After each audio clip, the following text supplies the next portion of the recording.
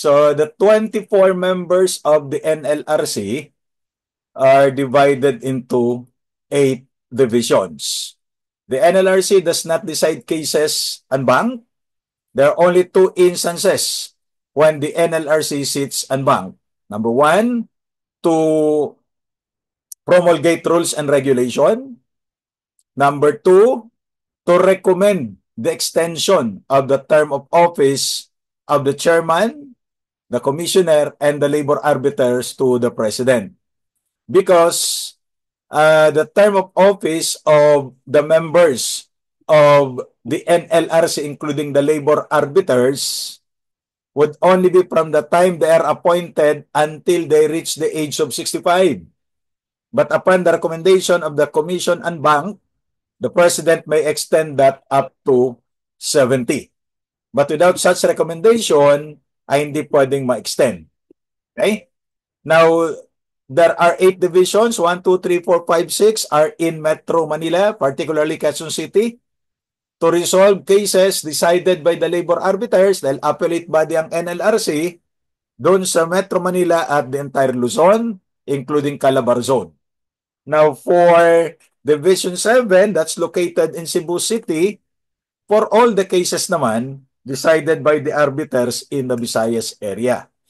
Now, Division 8, Cagayan de Oro, for all the cases decided by the labor arbiters in the areas of Mindanao. Gaano karami ang labor arbiters? As many as necessary. So, ang ang magde-decide ay ang komisyon. Now, the chairman and other commissioners shall be members of the bar for 15 years. 5 of the 15 must be devoted to labor management relations because obviously they would be handling all labor cases. So dapat expose sila sa labor talaga. Hindi dito po pwede ang able to read and write kasi mababang posisyon ito. Pwede ang able to read and write to sa matataas na posisyon, President, Vice President, Senator, Congressman. Pag arbiter at saka mga commissioner, hindi po pwede.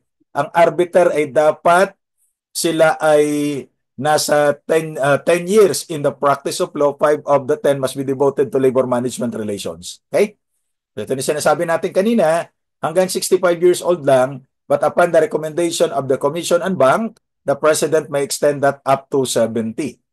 Now, hindi kailangang isubmit sa Commission on Appointment ang appointments ng mga members of the NLRC, including the labor arbiters. You have the case of Calderon versus Carale in 1992 at hindi naman nagbabago yan na hindi kailangang isubmit sa Commission on Appointment for its confirmation yung mga appointments sa NLRC. Now, the labor arbiters, sabi ko sa inyo kanina, ay 10 years in the practice of law. 5 of the 10 must be devoted to labor management relations. Okay? Ganon din ang term of office until 65. But upon the recommendation of the Commission en banc, the President can extend that up to 70. Okay? Ayan. So, never mind that. Ang salaries nila, syempre, kapareho ng Court of Appeals, yung commissioner, kapareho ng presiding justice ng Court of Appeals, yung chairman. Mga commissioners, pareho ng mga associate justices. The labor arbiters, kapareho ni regional trial court judge. So ito po ang kanilang salary grade. Now, in 2004 bar exam, there was a question asked in the bar, okay, na under investigation by the ombudsman itong si commissioner for alleged graft and corrupt practices. Okay? Ang reason niya, ka-level niya ang justice ng Court of Appeals, so under walang jurisdiction ang ombudsman para imbestigahan siya. That's not true because the equivalency is only for the purpose of determining his salary and other benefits. Kasi under the Ombudsman Act, as ruled by the court in several cases, yung isa dyan ay yung Sans Maceda versus Vasquez. The Ombudsman has no power to investigate judges and members of the judiciary. Kung meron kayong problema sa mga judges and justices, basta lower than the Supreme Court, pupunta kayo sa Office of the Court Administrator. Kasi ang Supreme Court, syempre, impeachment and quo warranto, di ba? As in the case of Republic versus Sereno.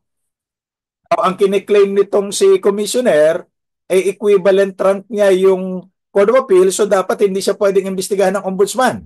Mali po yun.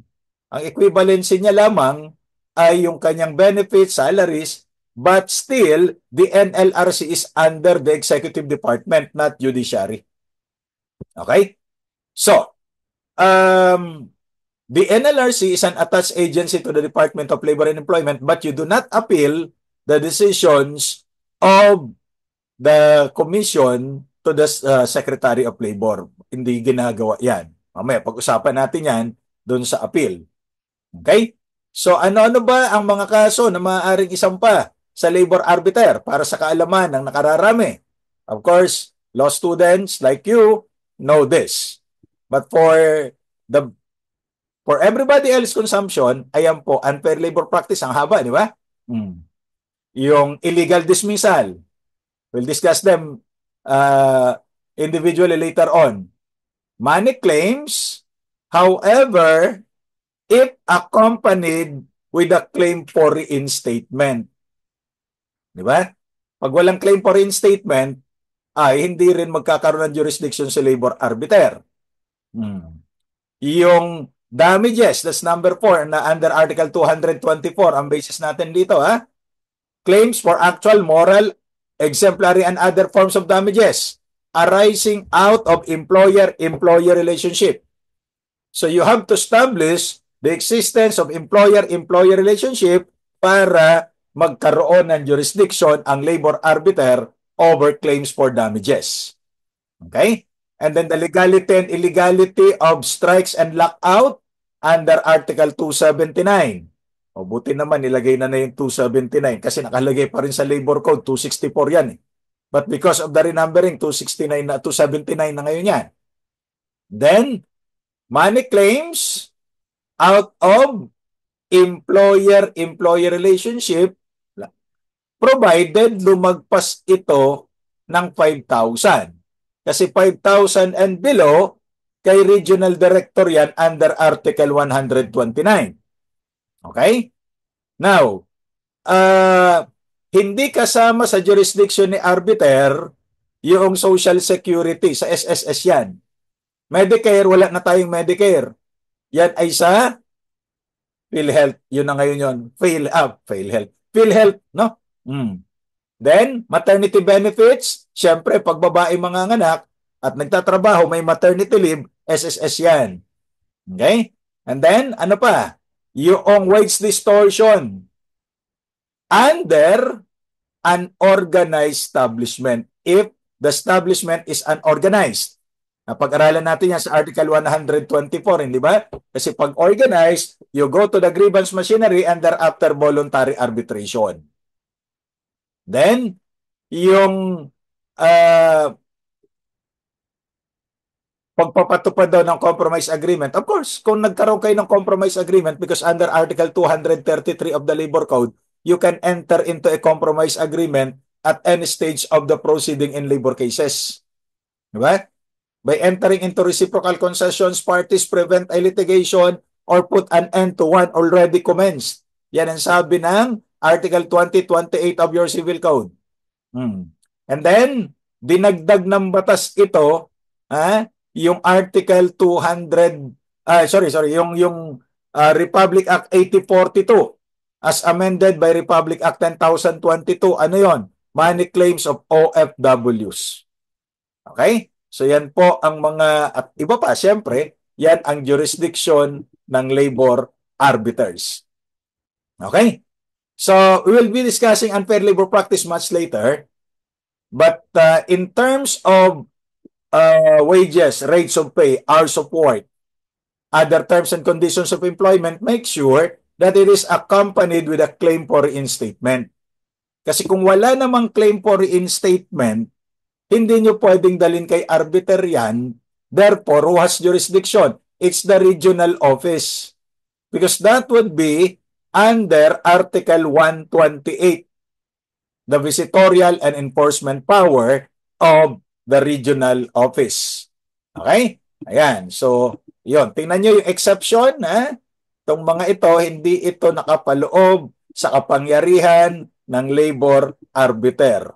Yung domestic and household service, yung batas kasambahay po ang may jurisdiction ang regional office regardless of the amount of claim.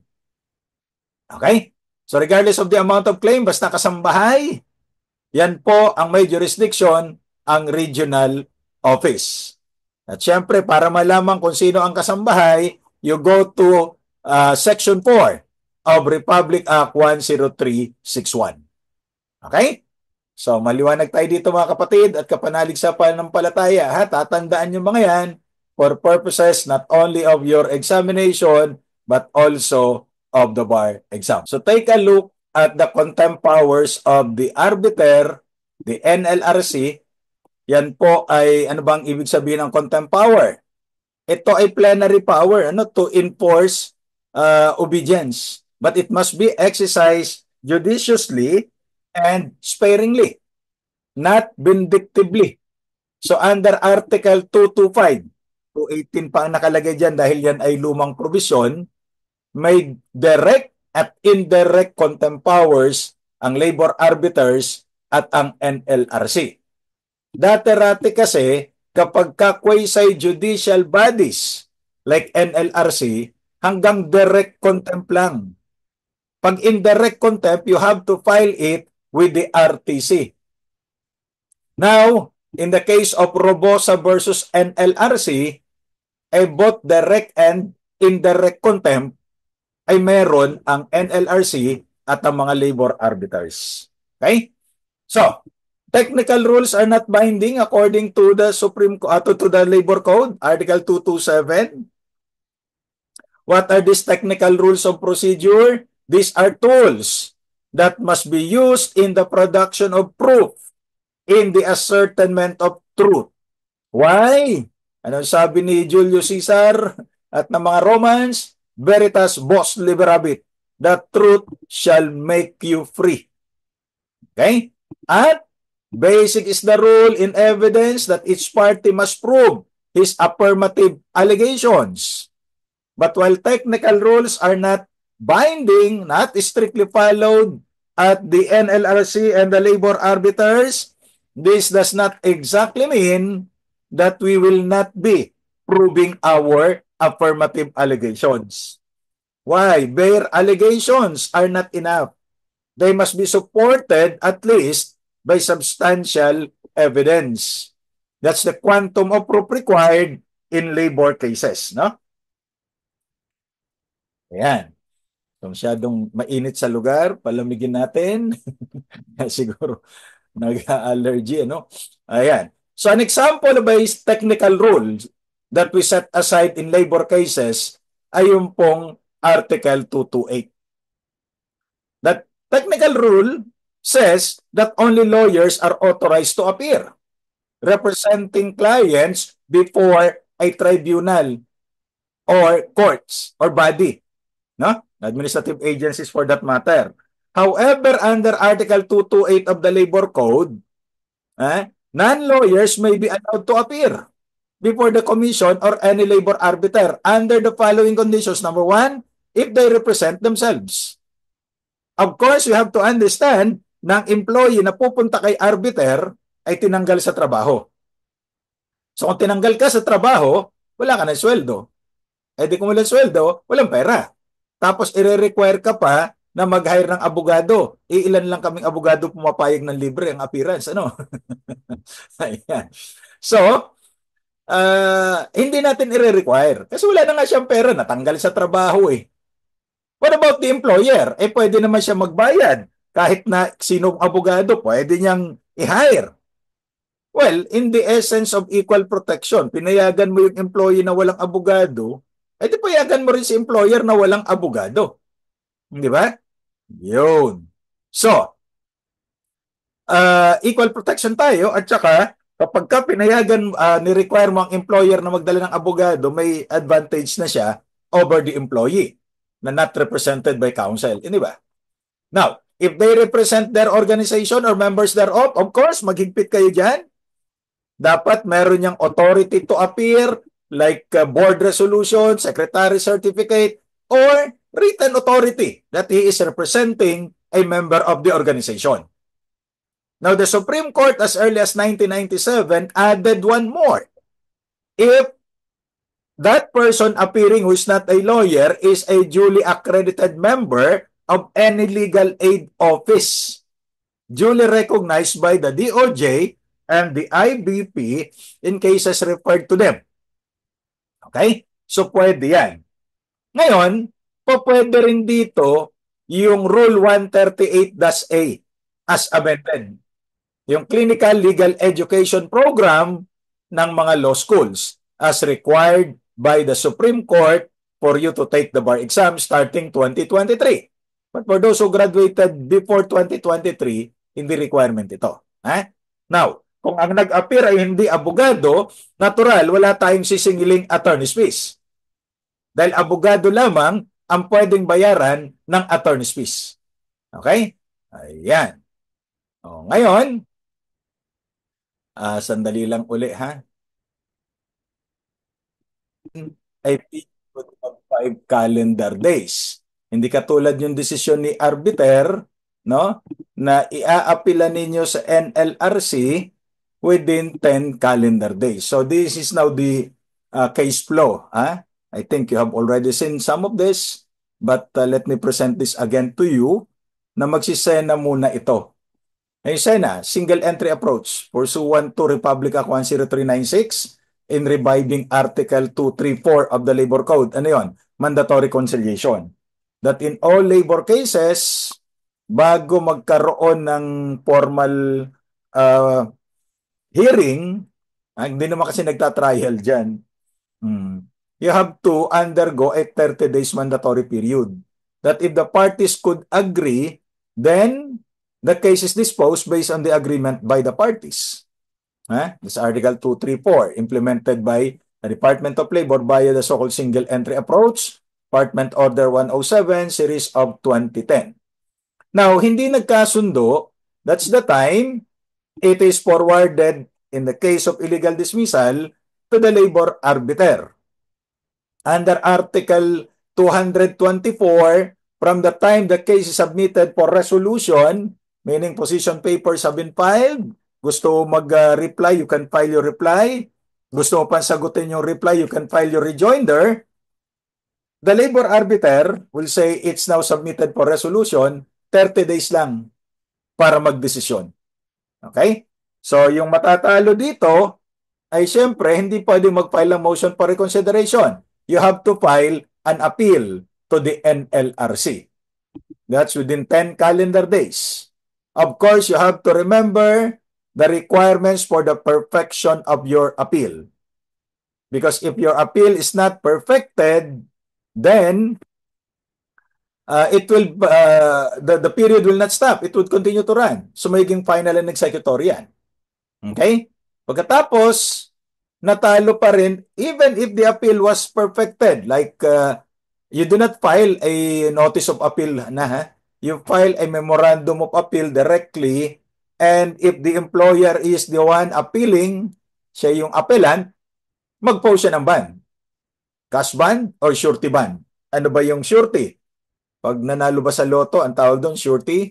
Hindi po. Doon to sa mga bonding companies, na accredited ng NLRC. Kasi pag hindi accredited ng NLRC, hindi rin tatanggapin yan. So may listahan naman yan ng mga accredited bonding companies. Ngayon, kung may pera naman, di cash bond. Wala tayong problema doon. How much? Equivalent to the amount of monetary award nakalagay sa CODAL exclusive of damages and attorney's fees. Kaya sometimes, dinidelete yan. Now, you include also a certification against forum shopping. And the appeal memorandum must be verified. No? Ayan. So, natalo pa rin. Then you have to file a motion for reconsideration before you could avail of the remedies of certiorari under Rule 65. Okay? Why? you can only avail of the remedies of certiorari under Rule 65 if there is no plain, available, speedy remedy under the ordinary course of law. Ang sabi ng Korte Suprema, yung motion for reconsideration is a speedy remedy before you avail of certiorari. Okay? At may mga exceptions, of course. But if you file as a general rule a certiorari without exhausting all administrative remedies, that is prematurely filed. So, madidismissan ka dyan. Okay? Now, the filing of a petition for certiorari will not stop the running of the period. Therefore, if there is monetary award, hindi tumigil yung period, abay magiging final and executory, magpapa-execute ngayon yung complainant. Kung nanalo siya. So anong gagawin nyo? Convince the appellate court under Rule 58 that the appellant or the petitioner, at this point, petitioner na siya, is entitled to injunctive relief. Kasi pag hindi nag-issue ng TRO, magiging final and executory yan. So useless na kahit na pag nagpa-execute na yan, manalo ka pa sa appeal, hindi ka naman makaka-refund eh. Okay? But you have to convince the appellate court because the issuance of an injunction is a matter of privilege. It is not a right. So you have to convince the appellate court. And then, natalo pa rin ito, basic yan na hindi na kayo magpa-file ng motion for reconsideration. You have to file a petition for review on certiorari under Rule 45. You only have 15 calendar days to do that. Do not file a motion for reconsideration anymore to the Court of Appeals.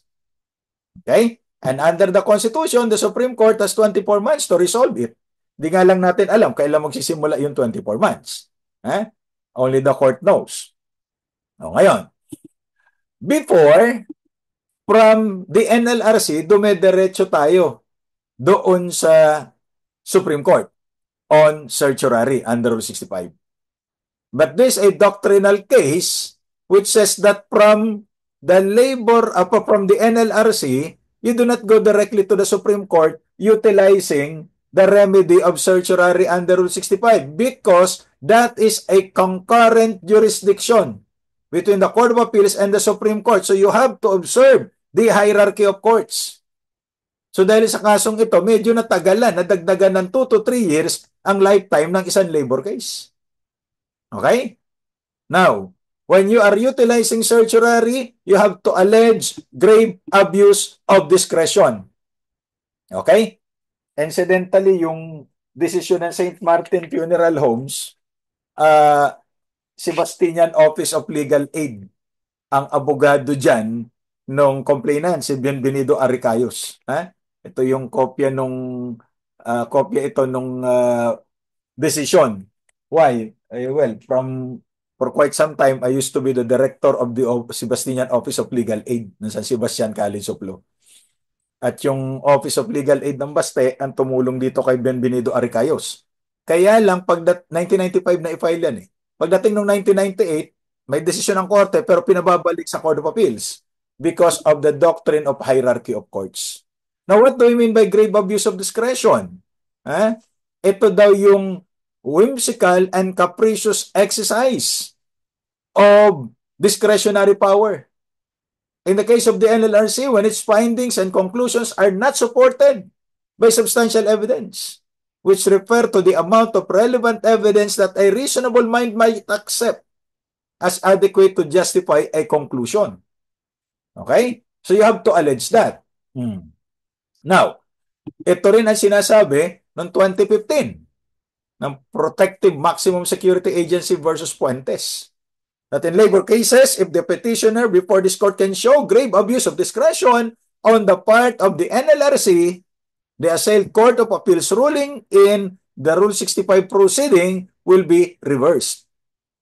Kasi alam nyo, as a general rule, the decisions of the findings, factual findings of administrative bodies, quasi-judicial bodies, or specialized agencies, in this case the arbiter and the NLRC, are not only respected but sometimes afforded finality by the Supreme Court. Dahil specialized agency ito eh.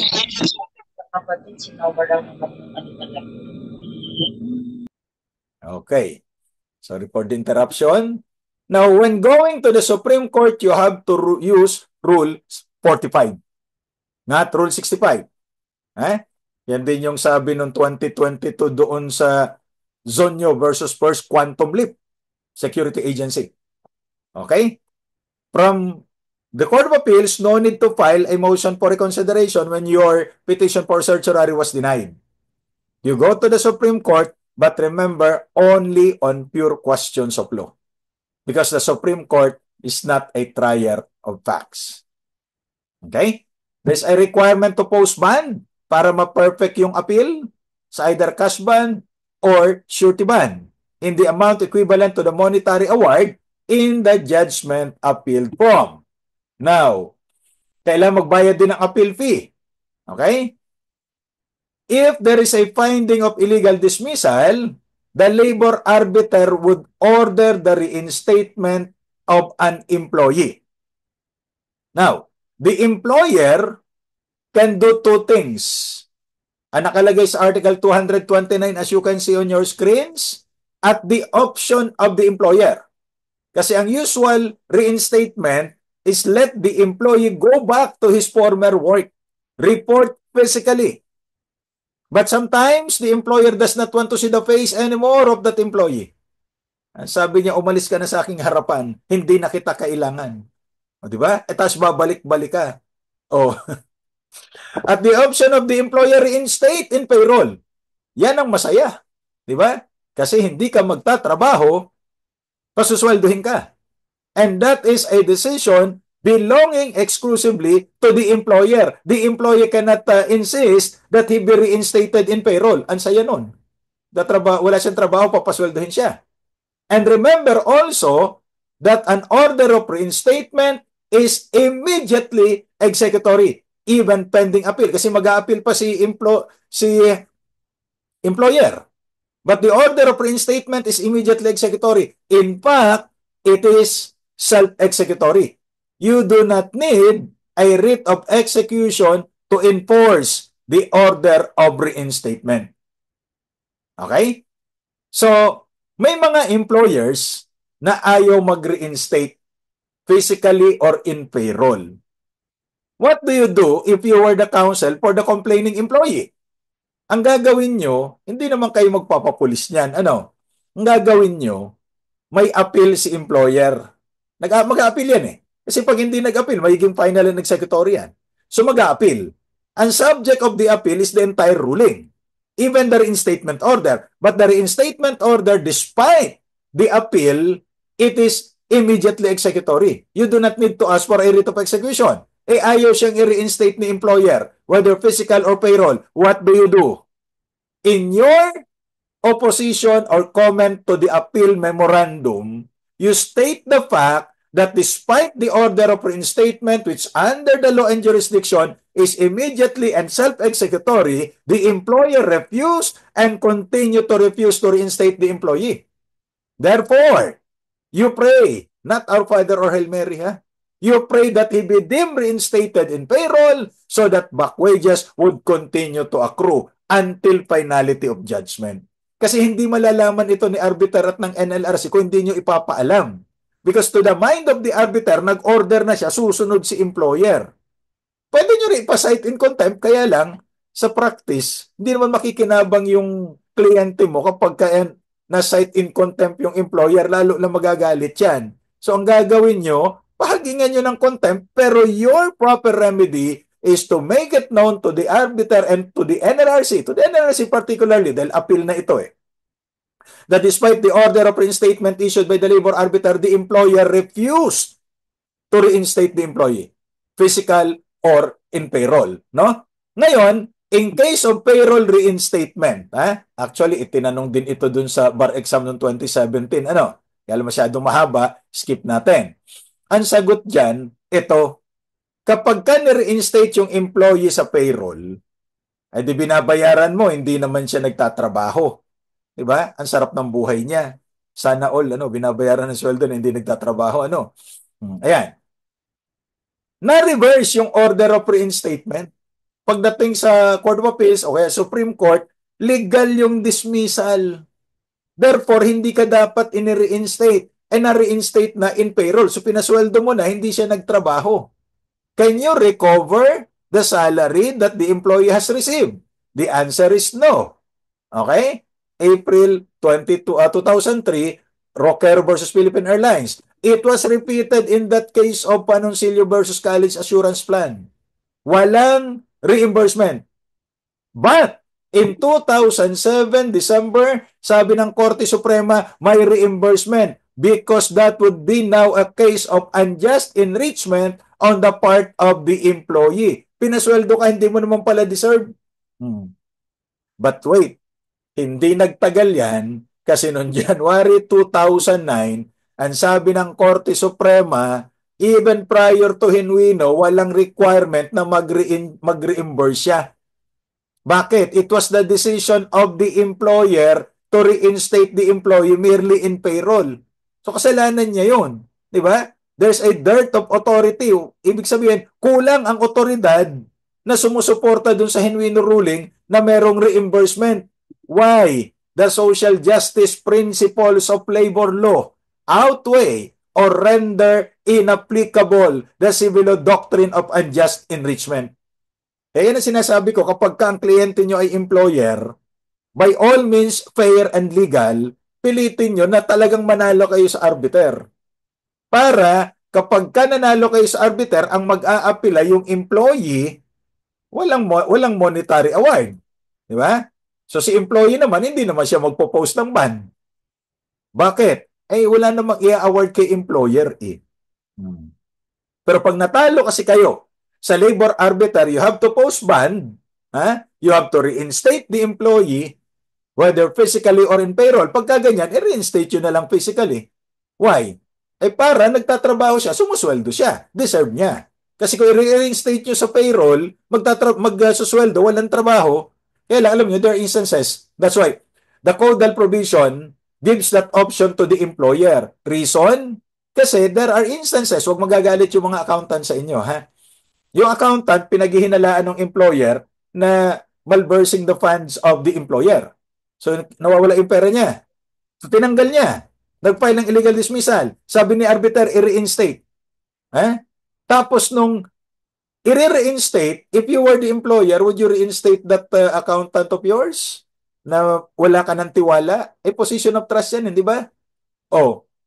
At saka, if you allow your accountant, kasi ang reinstatement yan to the former position. Hindi po pwedeng substitute position.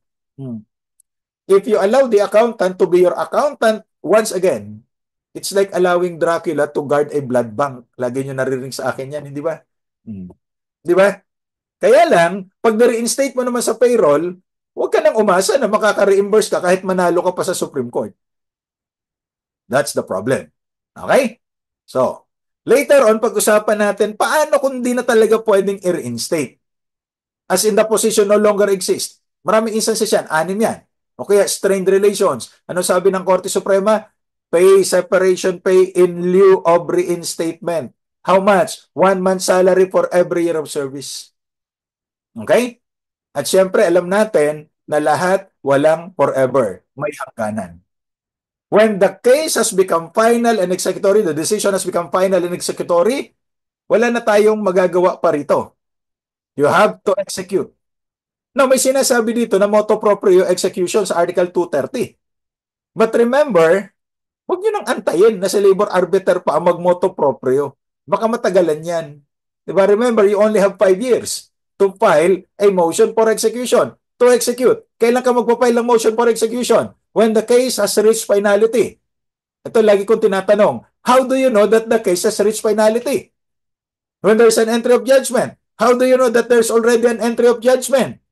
You will receive a copy of the notice of entry of judgment from the NLRC. Kahit na nag-certiorari pa ang employer, kung hindi nakakuha ng TRO, darating yung finality niyan. And the NLRC will give you a copy of the notice of entry of judgment. And that is your signal to file a motion for execution within 5 years from the time you received it. Why? Wala ka pa natanggap na notice of entry of judgment, ito hindi nami-misinterpret ito ng maraming litigants no, sa NLRC. Attorney, tapos na po yung 10 days para mag-file sila ng appeal. Ay ano naman, ay magpa-execute na ho tayo. Ay hindi pa final yan. Ay hindi ho, natapos na yung 10 days eh. Sa'yo tapos na. Baka doon sa iba, hindi pa tapos. Kay NLRC, hindi pa tapos. Di ba? Kasi may due process tayong sinusunod eh. Hmm. Okay? So ngayon, the moment you receive a copy of the notice of entry of judgment from the NLRC, that signals the finality of the decision.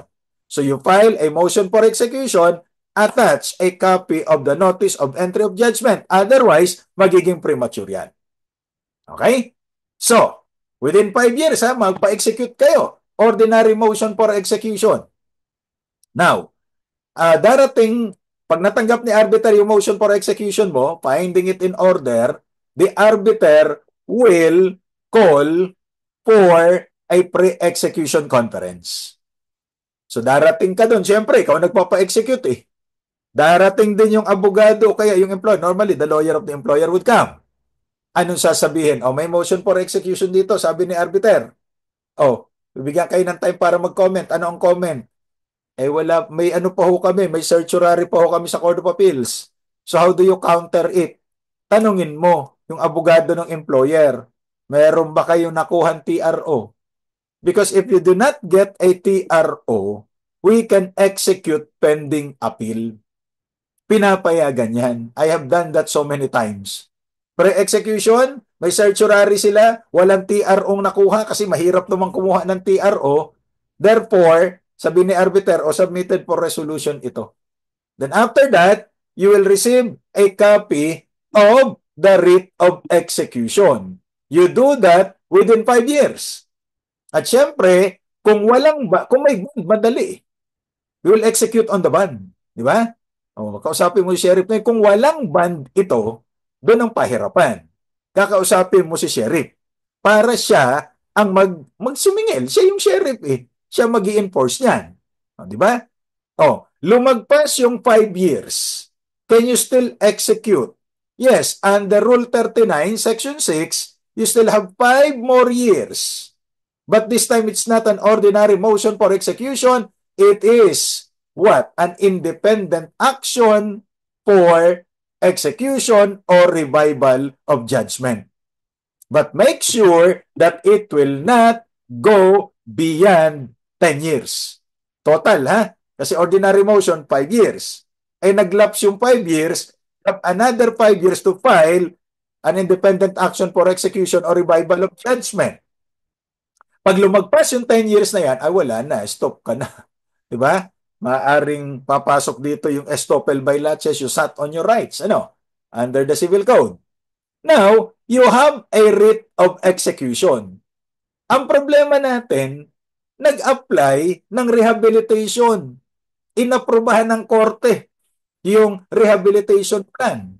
O kaya tama, korte, ano? Pag intracorporate dispute. O kaya ito ng SEC, as the case may be. So anong gagawin? Your writ of execution is suspended. You cannot enforce it. So you have to wait for the time na ma-rehabilitate yung kumpanya before you enforce your writ of execution. Now, pag namatay yung kumpanya, of course, meron naman itong period for tawag dito, winding up of operation. So doon na kayo mag-enforce ng writ of execution. But otherwise, suspended ito. Okay?